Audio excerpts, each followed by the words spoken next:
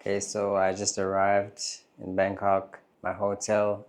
This room is interesting. Yeah, I don't even know how to describe it. That's a little bit unsettling to be sleeping under. And outside I hear a bunch of cats fighting, and I don't like cats. And I just drove 11 hours. I was stuck in traffic for 11 hours. I'm exhausted. I'm hungry. And all I want to do is eat and sleep. So I go to the embassy. I made it. Yeah, I'm safe. And I'll see you guys tomorrow. We're going to head out into the city. Good night. All right, so I got everything that I need from the US Embassy. Affidavit, ready to marry. So tomorrow I have to take my documents to a translation company. They have to translate everything, and then I can go back to the countryside. Finally, can relax a little bit until tomorrow. So I'm going to go get something to eat and go explore a little bit and make the most of my time in Bangkok, even though this city is not my cup of tea. All right, so thank God I just checked out of my hotel and I'm headed to the translation company to do all my paperwork so that I can finally drive back to the countryside and be home. And I haven't recorded Bangkok because, to be honest with you, I didn't go out.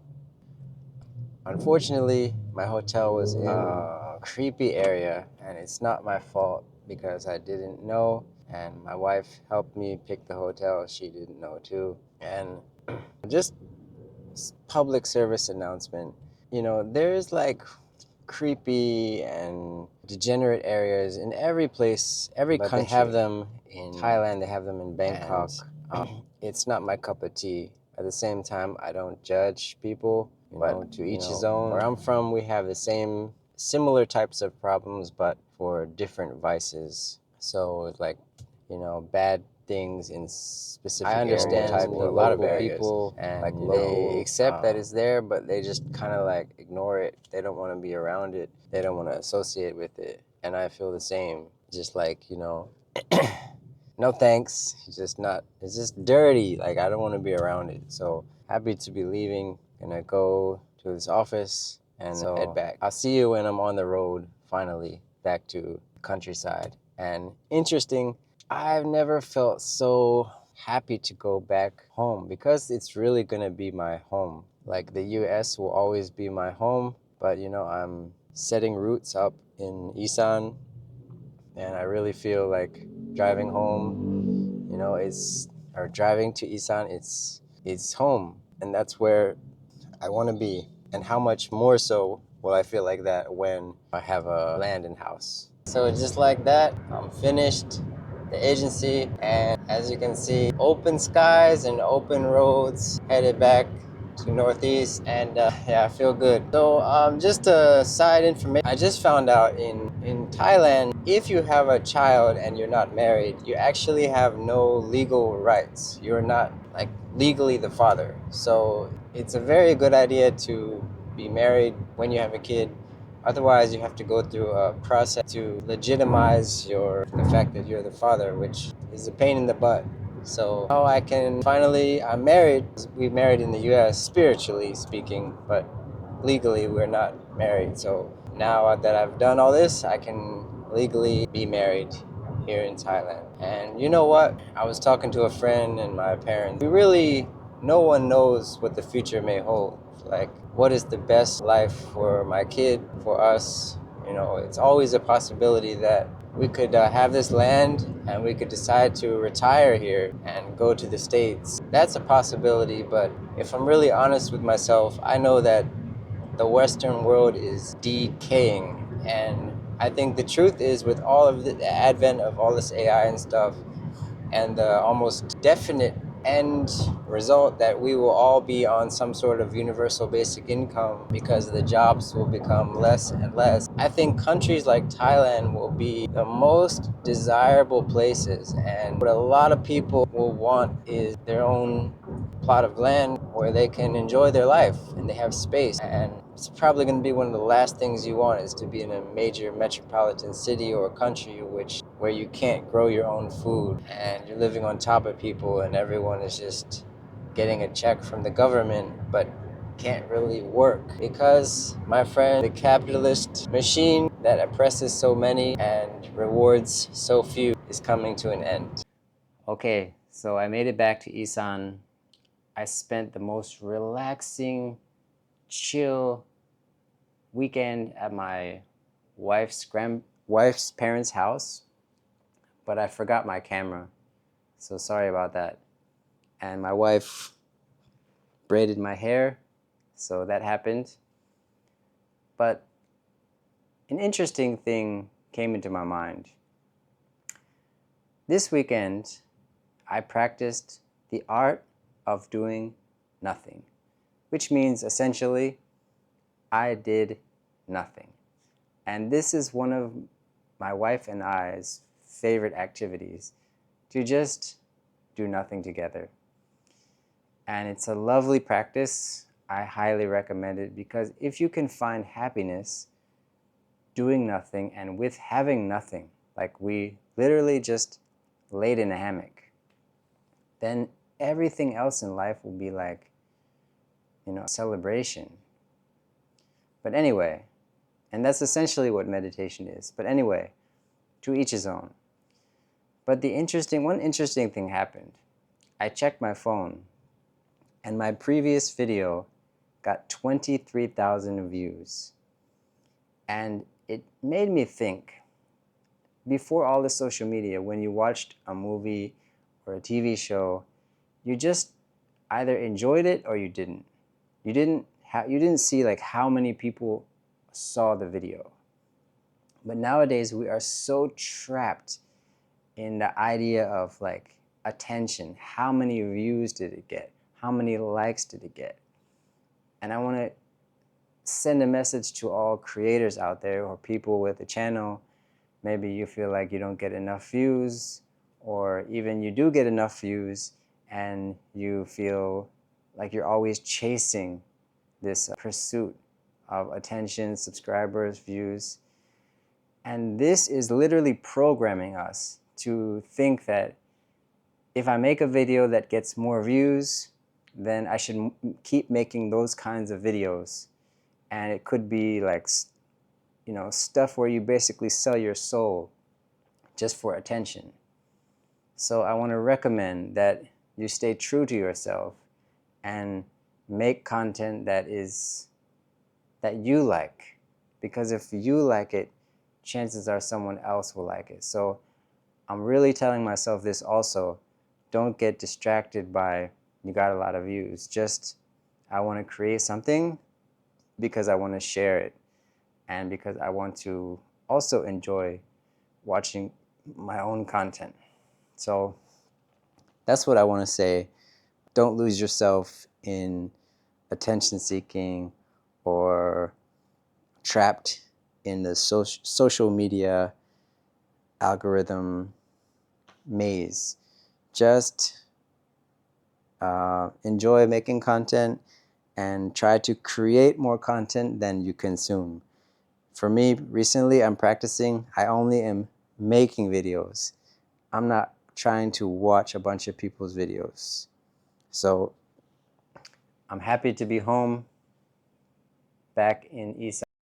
I have never in my life been scared or felt threatened walking around at night anywhere in Thailand. There are some shady areas, but for the most part, robbery and random gun violence just doesn't happen. And for those of you from the States or from any major city in the US, you know what I'm talking about. You have to walk down the street and you have to look behind you.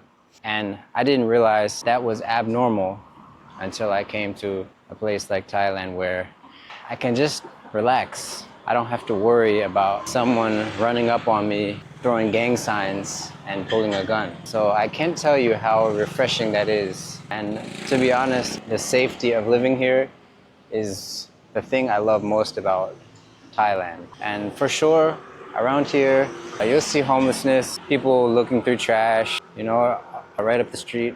Over there, there's a guy people just begging. But the good thing about beggars here is at least they try to sell something. In the US, it's usually some person just like screaming at you, right? But here, at least they try to sell you something. So often what I'll do is just reward for the effort. I'll just give them some money. That being said, there is a lot more homelessness. I've seen a lot more recently, but the safety and just general sense of well-being is like nowhere I've ever experienced in my life. And that affects your entire mood, your state of mind. Let's go buy some stuff. With that being said, if you go looking for trouble, you're gonna find it. And most likely, if you find trouble in Thailand, it's like serious trouble, like you can't come back from it. So that's one thing to keep in mind. And like Thai people are very humble. So you have to stay humble, stay grounded. And the way that they will kind of react to arrogance, or if you come into the country like you're better than others, it's not going to be confrontational like we do in the West. It's going to be a slowly but surely they will crucify you in a very methodical and nice way. I've seen it happen numerous times in this country, and the person that it's happening to usually has no idea that it's happening to them. Finally, finished work. It's been a long day, but it's been a good day. Great classes. Love my students. I love teaching. And teaching is one of these professions where it has to be your calling. It has to be your passion. You have to love it. You have to get something in return. Otherwise, you will be absolutely miserable. And to be quite frank, there are way too many teachers. In Thailand, I can talk about Thailand, but in general, people who just become teachers for the wrong reasons. And you know, it's like I'm telling you, for anyone who has taught before or who is teaching, you will know what I'm talking about. You're either gonna receive energy or it's gonna drain all your energy. And so you have to kind of love what you're doing. You have to take pride in your craft. The second thing that I want to say is I probably shouldn't address this, but I'm gonna do it anyway because I think it's funny. And for anyone, students or any people out there who want to make a YouTube channel or put yourself out there, you have to be aware that it's gonna come with a target. You're putting yourself out for the public to be judged, to be ridiculed, and people are going to say negative things in the comments. Someone wrote in the comment, "You're a clown, dude." And I just think it made me laugh, honestly. It's like, if I'm a clown, what does that make you? I'm just a guy posting like his simple dream of, you know, riding away in the sunset with my girl and a few dogs, you know, chilling in a hammock next to a tree.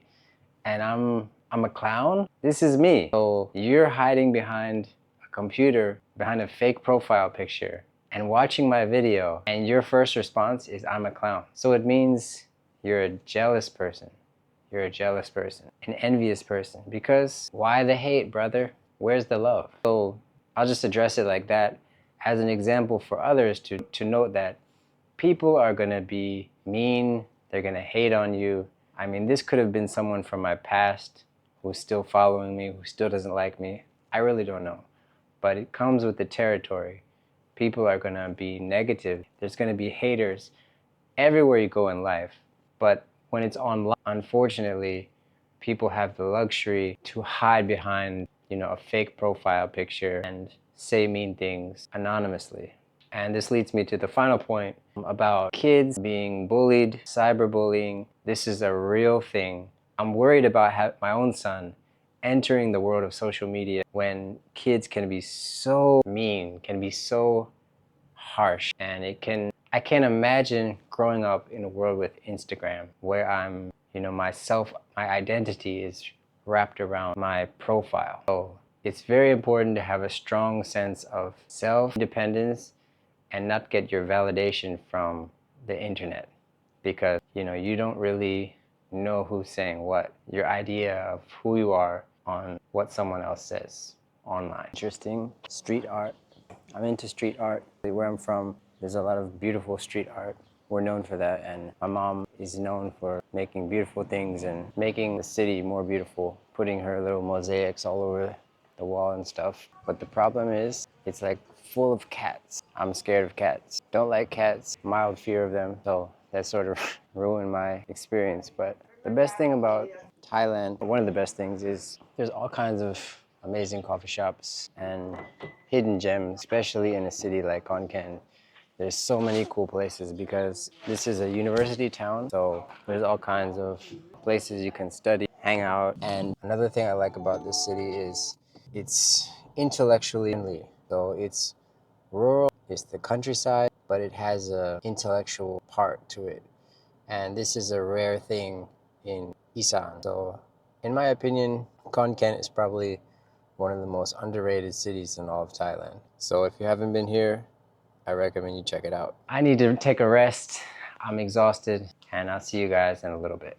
Okay, so I want to get deep for a second, keep it light, but I want to share this one thing that I've learned, and that is to never run from sadness. I actually appreciate and love my sadness. I don't want to suffer just like anyone else. But sadness is happiness, and everyone suffers. And when you suffer enough, what comes from that is compassion. You're left with nothing left but to understand people, to accept them, to love them. And this is one of the most beautiful places to be, is when you let go of judgment and just decide to open your heart to people and the way that they are. And in my own life, I fail at this all the time. Sometimes I'm quick to be emotional, to be angry, but I'm learning as I'm having a kid, what kind of man do I want to be? What kind of example do I want to set? And I want to be like my dad. I want to be a man who stands with principle and lives compassionately. And so that's what I want to say is don't run from your sadness. Don't run from your discomfort. That is the very thing that you should explore. Because the more practice you have staying with yourself, not escaping, you will reward yourself and life will repay you and you'll start to believe in yourself. Like maybe you're having a bad day, but it's not a bad life. So I'm gonna end the vlog here, and yeah, much love to everyone. Thank you for watching, and I'll see you in the next video. Peace.